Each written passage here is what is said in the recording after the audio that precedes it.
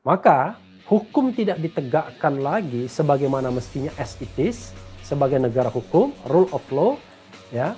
Tetapi hukum ditegakkan dengan cara siapa yang kuat ya yang menang.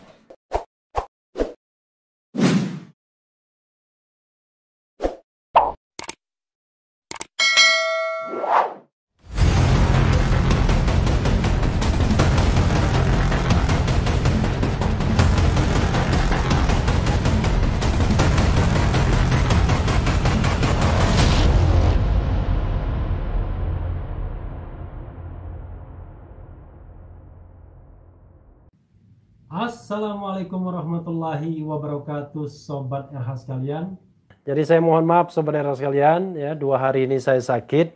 Kebetulan saya masih di luar kota, ya, masih di kamar hotel. Tadi baru kegiatan dan kemudian pulang dan kondisi badan sih masih tidak terlalu sehat. Tapi saya ingin membacakan dulu berita tadi ya. Kemarin saya sama sekali tidak live ya, tidak ngambil video juga. Nah loh, Gerakan Pemuda Islam akan polisikan Jokowi terkait kerumunan di Maumere 24 Februari 2021 itu. Ulang tahun istri saya. Gelora.co, Ketua Bidang Politik dan Kebijakan Publik Pimpinan Pusat Gerakan Pemuda Islam PPGPI Eko Saputra menyayangkan kerumunan masyarakat saat kunjungan Presiden Joko Widodo di Maumere, Nusa Tenggara Timur (NTT). Presiden harusnya memberikan contoh teladan bagi seluruh pejabat dan instansi lainnya yang dipimpinnya. Justru malah memberikan contoh buruk hanya demi pencitraan, kata Eko Saputra dalam keterangannya Rabu 24 Februari. Di sisi lain, ia juga menyayangkan Gubernur NTT yang tidak melarang dan atau membubarkan kerumunan massa yang datang dengan antusiasme tinggi saat kunjungan kerja Presiden itu. Seharusnya ini disikapi dengan bijak dan dibubarkan seperti halnya kerumunan lainnya, tandasnya. Berdasarkan kerumunan yang terjadi saat kunker tersebut, ia menyimpulkan secara tidak langsung Presiden sudah melanggar pasal 93 Undang-Undang Nomor 6 2018 tentang kekarantinaan kesehatan serta Undang-Undang 4 1984 tentang wabah penyakit menular yang dikenakan kepada Habib Rizik ya.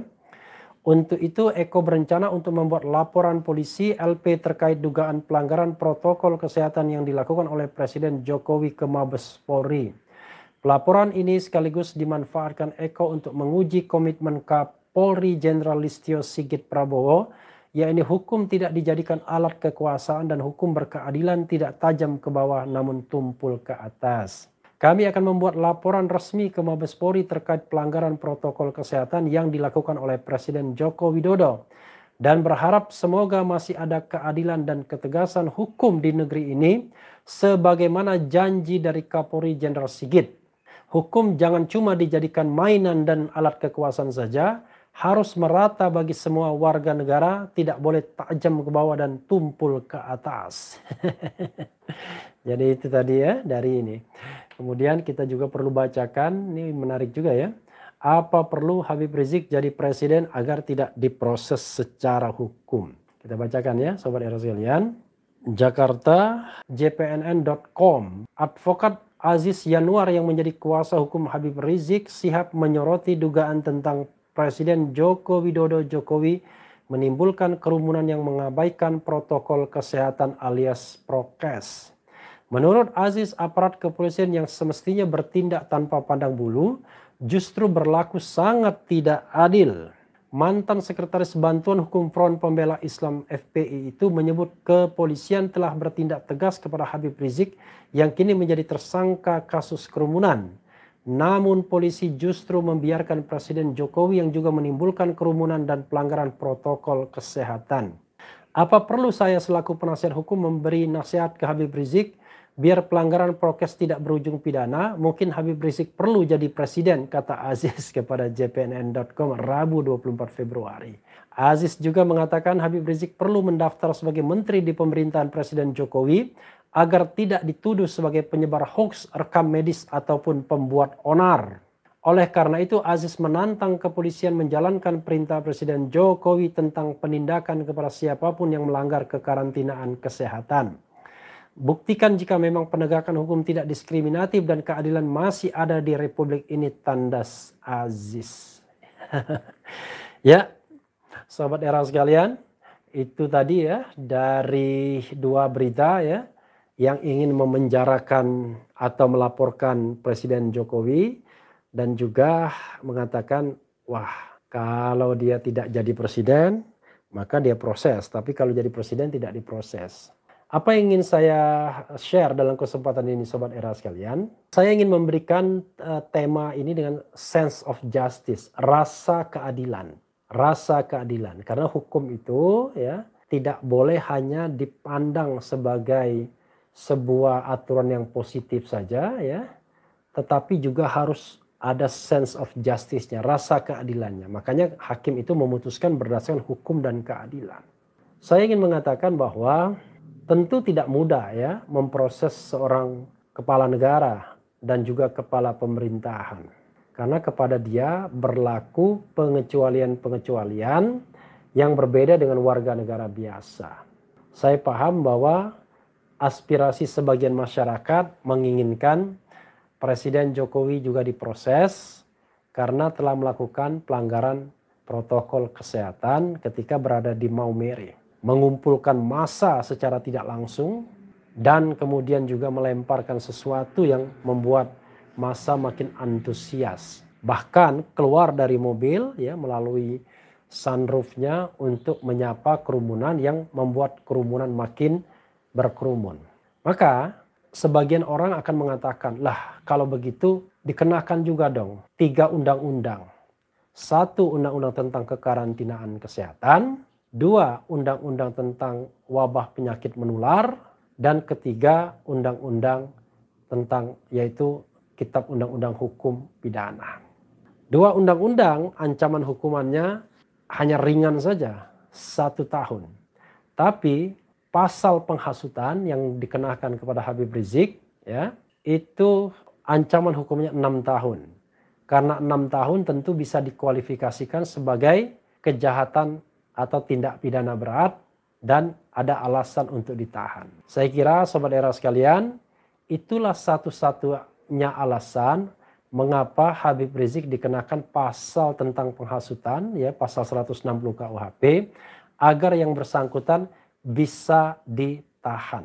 Lainnya rasanya tidak. Pertanyaannya adalah dengan kerumunan yang kurang lebih sama, dengan provokasi yang barangkali dianggap kurang lebih sama, maka sebagian pihak mengharapkan Presiden Jokowi juga bisa dilaporkan ke polisi, lalu barangkali imajinasinya ditangkap pula, ditahan pula selama 20 hari plus perpanjangan waktu 40 hari sambil menunggu pengadilan. Apakah bisa seorang presiden dibegitukan? Ini pertanyaan hukum tata negaranya. Mari kita tengok ke undang-undang sebelum nanti saya sampai ke bagian akhir ya.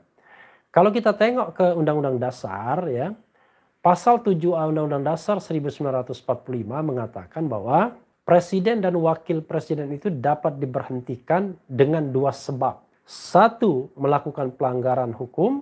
2, tidak lagi memenuhi syarat sebagai presiden dan atau wakil presiden. Melakukan pelanggaran hukumnya itu adalah berupa pengkhianatan terhadap negara, korupsi, suap, dan tindak pidana berat lainnya. Kalau kita bicara tindak pidana berat lainnya, maka kita bicara adalah tindak pidana yang diancam hukuman minimal 5 tahun lebih. Maka dia bisa dikategorikan sebagai tindak pidana berat. Ancaman hukumannya 5 tahun lebih. Jadi kalau Habib Rizik dikenakan pasal 160 KUHP dan kasusnya mirip sama Presiden Jokowi, maka tentu bisa dikatakan ada alasan ya untuk mengatakan bahwa Presiden Jokowi pun bisa dikenakan pasal tersebut dan terpenuhilah klausul tindak pidana berat. Kira-kira begitu. Maka akan ada inisiasi untuk menjatuhkan Presiden Jokowi, the trial of impeachment. Tapi sahabat era sekalian, jangan lupa bahwa perkara ini bukanlah perkara tingkat polisi. Perkara seperti ini adalah perkara tingkat politisi. Jadi bukan tingkat polisi tapi tingkat politisi. Karena dia tingkat politisi, maka sesungguhnya sangat tergantung inisiatif dari DPR untuk memproses ini. Maka itu yang disebut dengan the trial of impeachment. Dasarnya adalah bahwa presiden melakukan pelanggaran hukum berupa tindak pidana berat lainnya, yaitu melakukan penghasutan agar orang-orang melanggar protokol kesehatan. Sama seperti yang terjadi pada Habib Rizik. Sampai di sana sahabat era sekalian, kalau kita kembalikan pada tema saya sense of justice, kira-kira apakah konstruksi berpikir hukum demikian memenuhi sense of justice? Cukup alasan, cukup legitimate untuk menjatuhkan seorang presiden? Kalau saya mengatakan belum cukup, sobat era sekalian. Lalu apa masalahnya? Masalah utamanya adalah terlalu mudah mengenakan pasal itu kepada Habib Rizik. Harusnya penegak hukum tidak bermain-main dengan penggunaan pasal 160 tersebut. Walaupun pelanggaran protokol kesehatan adalah sebuah pelanggaran, tapi tidak boleh konstruksinya dilebih-lebihkan. Sehingga yang tadinya ancaman hukumannya cuma 1 tahun, tiba-tiba melejit menjadi 6 tahun hanya dengan alasan agar Habib Rizik bisa ditahan. Katakanlah seperti itu misalnya. Nah, karena sudah terjadi dengan Habib Rizik, maka setiap saat orang, sarjana hukum, ahli hukum dan lain sebagainya akan menagih bahwa hal yang sama juga harus berlaku kepada presiden dalam prinsip equality before the law. Karena presiden melakukan pelanggaran hukum, maka dia juga harus diproses. Walaupun prosesnya mungkin tidak dengan polisi, tapi melalui sebuah mekanisme proses impeachment. Diserahkan kepada politisi. Tapi kira-kira apakah bisa? Ketika politisi dikuasai oleh mayoritas partai-partai istana. Nah, inilah yang saya katakan sense of justice. Maka hukum tidak ditegakkan lagi sebagaimana mestinya as it is, sebagai negara hukum, rule of law, ya. Tetapi hukum ditegakkan dengan cara siapa yang kuat dia yang menang. Dalam konteks Habib Rizik, karena posisinya lemah, maka hukum tajam sekali kepada beliau. Padahal kesalahannya berdasarkan ukuran yang saya katakan tadi, sense of justice, tidaklah harusnya seperti itu. Rasanya terlalu berlebihan untuk menangkap dan menahan Habib Rizik. Tapi kita tahu bahwa aparat penegak hukum menganggap menangkap dan menahan Habib Rizik sebagai bentuk dari ketegasan. It's okay kalau memang pelanggarannya adalah pelanggaran yang memenuhi ukuran moralitas hukum dan sense of justice. Jadi kalau kita lihat pelanggaran protokol kesehatan itu tidaklah seperti kita melihat penjamretan, pemerkosaan, pembunuhan, ya, penganiayaan yang membuat darah kita mendidih. Karena itulah kejahatan sesungguhnya yang kita tidak bisa terima. We cannot accept dengan perbuatan seperti itu. Tetapi pelanggaran protokol kesehatan itu adalah pelanggaran pidana yang kategorinya tidak berat tapi penting diperhatikan underlining. Karena kita dalam masa pandemi COVID-19. Jadi tetap ditegakkan hukumnya tapi tidak boleh berlebih-lebihan. Misal apa yang dikenakan kepada Habib Rizik, sanksi 50 juta rupiah, menurut saya itu sudah more than enough. Dan dia pun sebenarnya sudah mengatakan tidak lagi mau mengulangi perbuatannya itu, bahkan membatalkan semua kegiatan. Bandingkan dengan Presiden Jokowi yang berkali-kali melakukan pelanggaran tersebut, tapi karena he is a president, maka tidak akan pernah diproses. Tapi disinilah orang kemudian mengatakan, apakah negara kita masih negara hukum? Apakah aturan-aturan hukum itu hanya kena kepada rakyat kecil tapi tidak kena pada pejabat? Makanya dalam bahasa satir saya mengatakan sering pembentuk undang-undang itu berpikir bahwa sanksi pidana dalam undang-undang itu bukan untuk mereka, hanya untuk orang lain. Sehingga dalam benak mereka tidak terpikirkan bahwa mereka akan bisa dikenakan pasal atau undang-undang yang mereka buat tersebut. Jadi sobat era sekalian, terakhir ingin saya katakan bahwa kuncinya bukanlah memproses Presiden Jokowi. Apalagi sampai dengan proses impeachment atau pemberhentian yang menurut saya tidak terlalu kuat alasannya untuk kasus yang seperti ini. Karena sebagai orang hukum tata negara saya juga harus menegakkan bagaimana hukum tata negara yang benar. Tapi lebih benar lagi adalah membebaskan Habib Rizik. karena dia telah dituduh dengan pasal yang terlalu berlebihan tersebut. Dan presiden sesungguhnya bisa melakukan itu, proses abolisi misalnya kepada Habib Rizik, sehingga masalah Habib Rizik selesai. Kalau Habib Rizik dibebaskan, Jumhur Hidayat dibebaskan, Anton Permana dibebaskan, Sahganda Nainggolan dibebaskan, yang mereka sebenarnya korban-korban dari politik, maka sesungguhnya jauh lebih baik kepada bangsa ini.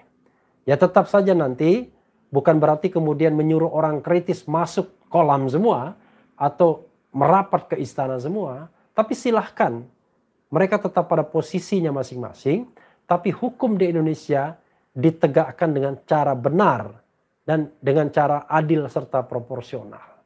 Sahabat era sekalian, itu saja dari saya ya. Sekali lagi, kembali pada sense of justice, bukan pada proses Presiden Jokowinya, tapi lebih pada apa yang dilakukan terhadap Habib Rizik. Itulah yang mengoyak-ngoyak rasa keadilan, sehingga sebagian masyarakat meminta perlakuan yang sama kepada siapapun yang melakukan tindakan serupa, tak terkecuali kepada Presiden Jokowi yang sudah terbukti berkali-kali melanggar protokol kesehatan, tapi karena dia presiden, tentu dia tidak mungkin bisa diapa-apakan kecuali DPR melakukan the trial of impeachment, proses pemberhentian presiden, dan itu jalannya bukan mudah karena memerlukan dukungan mayoritas parlemen, lalu kembali kepada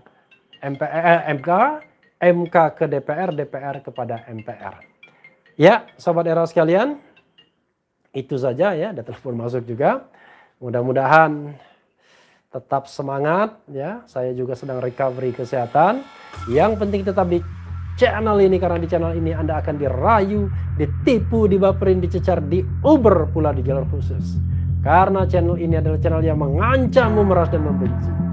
Jangan lupa subscribe, like, comment, and share. Yeah.